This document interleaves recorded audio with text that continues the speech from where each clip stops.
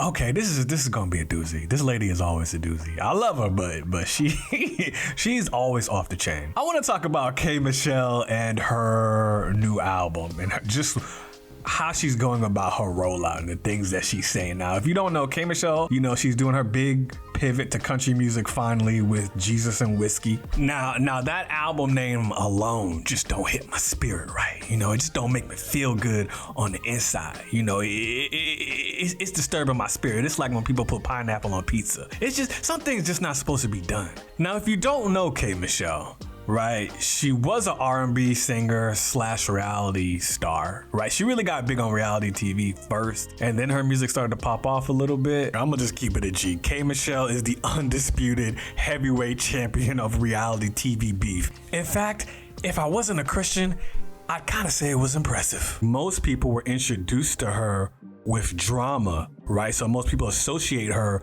with drama more than they do her music or her amazing singing voice, which, you know, I think in certain aspects has hurt her career, because really she should be a way larger artist. You know, she was supposed to be like the new Keisha Cole, really, that new Mary J. Blige, you know, that new power ballad singer who women could relate to. K Michelle actually has a really strong voice. She has an amazing voice, right? And it's a very country voice, so it's very appropriate. And she's from Tennessee, so it's very appropriate that she's now doing a country album finally. And you know, she was part of that last group of R&B singers in like the 2010s where they could still belt out really, really powerful vocals. And you know, they sung like they was in church. You know, that real soulful sound that all of the breathy, airy new singers are kind of missing. And like all the best R&B singers, K Michelle really got her start singing in church, and that's really where she built her foundation on how to be a vocalist and how to belt out songs like that, right? So it's really no surprise that she would call this album Jesus and Whiskey. She even stated for the rollout for this album that while she was working on this album, she got sad and depressed one day, went inside a church, somebody prayed a powerful prayer for her, and then they let her sing in the church, and it made her feel better. So even though she's not super religious, she still has that church foundation, right? Whether you're talking spiritually or singing. So her album being called Jesus and Whiskey is really no surprise. And look, she's making a point to bring this up at every single interview and sit down, even performing with whiskey in her hand. She's basically saying these are my kind of two sources of comfort, Jesus and whiskey. And being a secular artist with a church background, you know, she kind of reaches for both when she's in trouble. She reaches for the holy when it comes to Jesus, but she also reaches for the secular and reaches for that whiskey bottle. And let's face it, a lot of people do. A lot of people go to the club on Saturday and then go to church Sunday morning. You know what I mean? A lot of people pray to God, and then when they're done, they start to watch something on Netflix that they know God would hate.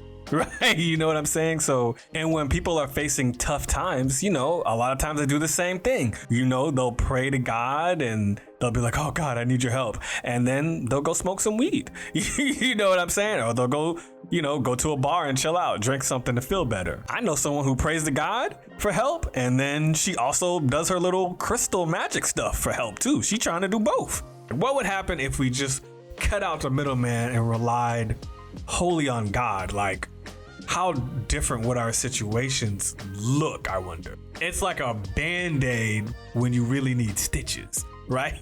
Like, God is the stitches, but when you got a cut that's deep enough, a Band-Aid's not gonna do anything. Whiskey's not gonna really help in the long run. If you got a deep cut, you need something more than a Band-Aid. You need Jesus to stitch it up. And if you feel like you gotta go to alcohol or weed when you feel stressed out, or crystals, right? Then you have to ask yourself, do you really trust whatever God it is that you're praying to? Right? Like, why are you praying to this God and then going to this other thing? To me, it's like you don't really trust God then. Because if you did, you would just leave it with him. Being drunk is fun. Being high is fun. But what I've noticed is that once I'm done being high, once I'm done being drunk, the problem is still there. It didn't go nowhere. And then either you gotta smoke more, drink more, or you're just miserable. And it's funny, right? Because we're always trying to mix God with stuff that God say he don't like. We keep trying to fit God in our mold instead of being molded by God. We keep trying to make God more like us when we supposed to be more like God. You know what I mean? Look, by placing Jesus right next to whiskey as like co-sources of comfort or survival during pain, it's like it normalizes leaning on worldly vices as an alternative coping mechanism. You know what I'm saying? She's like, I got my God and I got my whiskey. But these things never need to be said in the same breath. You know what I'm saying? And not to say that drinking is this horrible thing, but the Bible definitely says you're not supposed to get drunk. You know what I'm saying? You need to run to God, not a bottle. It takes a lot to take your pain and take your worries and bring it to some God that you can't even see and trust that this God that you can't even see is gonna take care of things, right? But you can see that whiskey bottle, right? You can see the weed. You know what I'm saying? You can even see if it's good or bad weed, right? But you can't see God most of the times, right? And you don't know what he's gonna do with your problems. You know what I mean? It takes a lot of faith to just leave your problems in somebody else's hands. What I think we've all come to understand over time is if you don't bring it to God, you're gonna bring it to something. You're gonna bring it to porn, you're gonna bring it to weed, you're gonna bring it to alcohol, you're gonna bring it to sex, you're gonna bring it to binge watching TV, you gonna bring it to something. You might bring it to food. You might get sad and start eating ice cream and cookies. You know what I'm saying? A comforter is necessary, right? And if you don't comfort yourself with the Holy Spirit, you gonna comfort yourself with something. And look, she's got some lyrics on this song, which are very beautiful and poetic, but also very problematic at the same time. She says, I ain't perfect. I still drink some when I'm hurting. I got my own type of worship. I don't fall down on my knees, but I still believe. Now look, this is a very human thing, right? Because at least she still believes, but you should fall down on your knees. Because if you humble yourself, God says if you humble yourself in front of him, he'll raise you up. So maybe maybe a lot of us haven't reached our breakthrough because we won't get down on our knees, humble ourselves in front of God and say, yo, I'm wrong.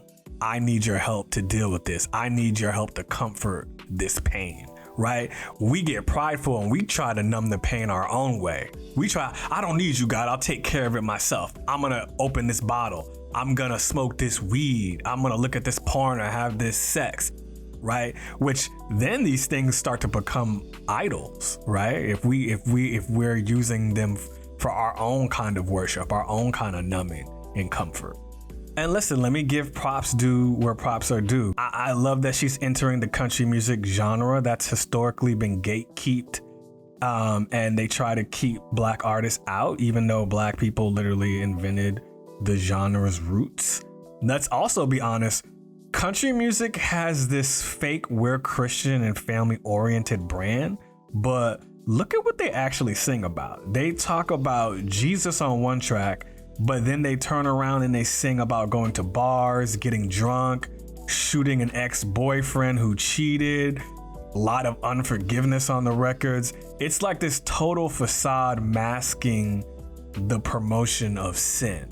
You know what I'm saying? And in their defense, that is how most Christians in America are. So I can't hate on them too much because they keeping it a G. What K Michelle is doing is on brand for that genre of music. You know what I mean? They're always talking about running to alcohol for their problems, right?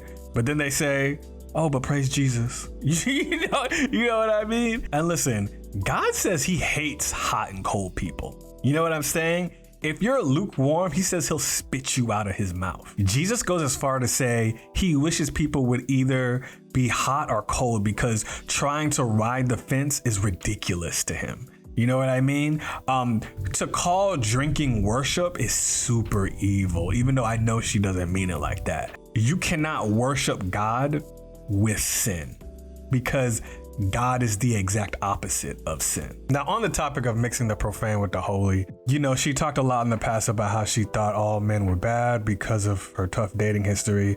And she, it's kind of murky what she's saying about her marriage. It's hard to tell if it's a don't ask, don't tell, or if it's an actual open marriage. And perhaps it's not my place to really try and figure it out. So I'll take it away from her and just say that, you know, having an open marriage is a lot of people's way of just minimizing pain. Like, if their man steps out on them or vice versa, it's like, as long as they know it beforehand, they don't have to feel as betrayed. You know what I'm saying? It's like a way to protect themselves. Some people don't have trust issues. Some people are just in polygamy because they freaky, right? Or they just don't want to be with one person. Like, they just think, why limit myself? An open marriage is not a marriage. You know what I mean? Certainly not in the eyes of God, right? We're taking a holy thing like marriage and we're making it less than, reducing it to something average, just an average, we boyfriend and girlfriend. You know what I'm saying? Like, you might as well not be married if you're gonna have an open marriage. You might as well just go out. And even that's not really going out. You know what I'm saying? That being said, she does recognize God, and that's a good thing. And I'm sure she will grow in her relationship with God and come around over time. If there is a open relationship here, or just in general with people, anybody who's in an open relationship, you're doing the same thing with your open relationship as drunk people do with alcohol, right? You're coping with that fear of being cheated on, that fear of being betrayed by sin, and saying, well, let's just keep the marriage open. That way you never really betrayed me. I gave you permission. But see, it's still going to sin for something you need to go to God for. You know, to go to God with your relationship. And preferably, you need to be dating somebody who knows God. You know what I'm saying? But we keep ignoring God and trying to fix things our own way and then wondering why everything looks so messed up, right? Why does society look so messed up? Why does our life look so messed up? Because we're going to sources other than God, or we're mixing the two. There's a lot of this, I believe in God, but I'm gonna do this and that, and it's fine mindset going on in America. It's not fine. God is telling you exactly what he does and doesn't like in the Bible. You know what I'm saying? He's telling you it's not fine, dog. It's really not fine. Like, when you die, you're gonna be separate from me.